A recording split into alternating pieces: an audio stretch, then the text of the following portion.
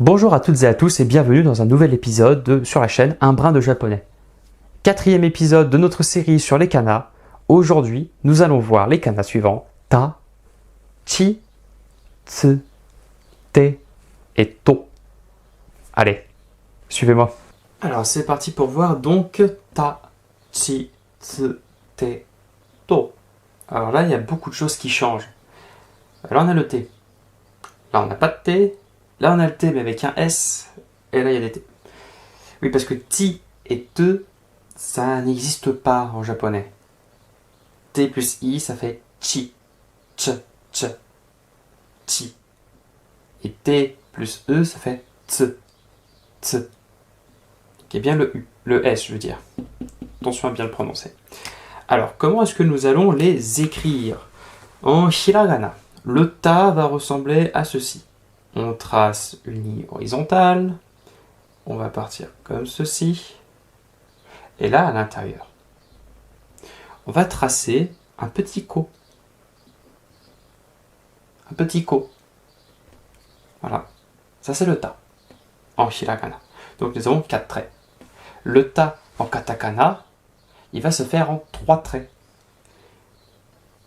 Hop. Le premier. Le deuxième. Voilà, cette forme, on l'a déjà vu plein de fois. Donc, on va la modifier parce que là, pour l'instant, c'est un que. On va pas rajouter un trait ici non plus parce que c'est un quai. Le trait, il va être à l'intérieur. Et là, c'est un ta. Maintenant, le chi. Hop, on part sur notre barre horizontale, comme très souvent.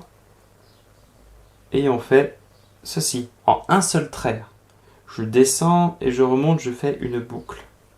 Chi. Attention à ne pas confondre avec ça.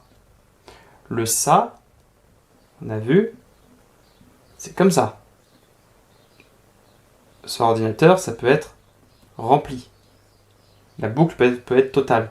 Donc le sa pointe bien vers la gauche et le chi, il pointe vers la droite. Et on voit qu'il y a un petit peu moins d'angle aussi qui est donné. Voilà, ça c'est le chi.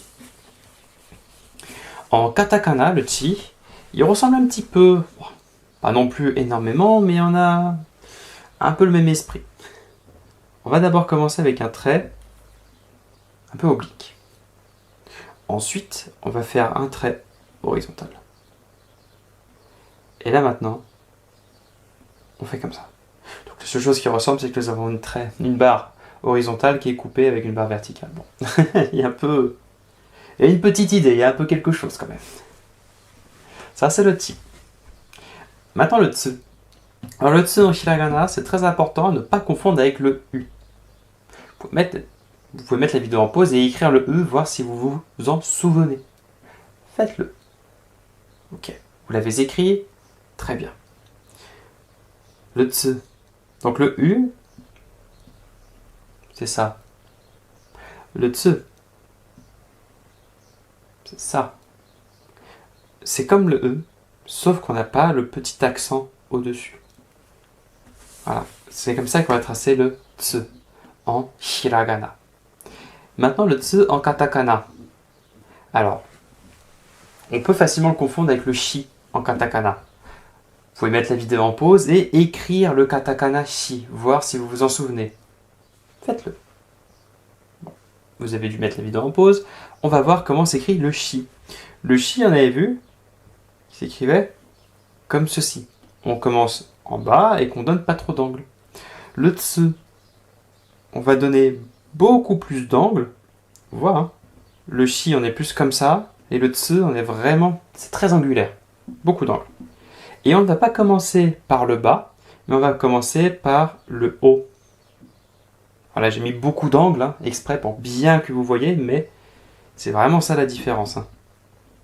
Il y a beaucoup plus d'angles avec le tsu qu'avec le shi. Hop. Et donc en 3 traits. Maintenant le T. Le T en hiragana, c'est un seul trait. Une ligne horizontale. Et ensuite, hop, on revient en boucle. Je vous le refais. Bien un seul trait qui change de direction. Ligne horizontale. Là, j'enlève le stylo pour que vous puissiez bien voir, mais une fois que vous arrivez au bout, vous devez rester. Hein. Et vous finissez comme ceci, en boucle. Ça, c'est le T.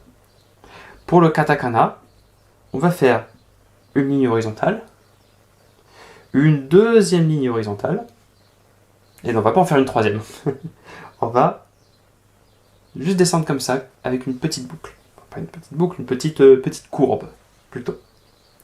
Voilà pour le T. Et le To dans tout ça.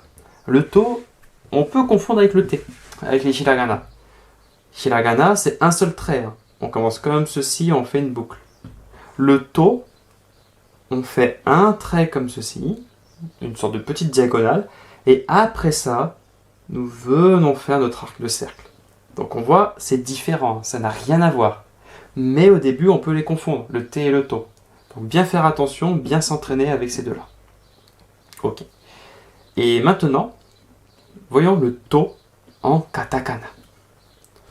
Le To en katakana, on va commencer avec une barre verticale. C'est rare. Hein. Jusqu'à maintenant, on l'a très peu fait, commencer avec une barre verticale. Donc ça peut être bien pour s'en souvenir. Et ensuite, hop, une petite diagonale. Même style que nous avons dans le To en hiragana. On retrouve un petit point commun pour nous aider. Et voilà pour les kanas du jour. Ta, Tsi, Tsu, Te et To. Vous voyez, ils ne sont pas excessivement compliqués à écrire. Et donc, je vous souhaite de très bonnes révisions ou un bon apprentissage pour ceux qui ne les connaissent pas encore. Et je vous dis à la prochaine vidéo.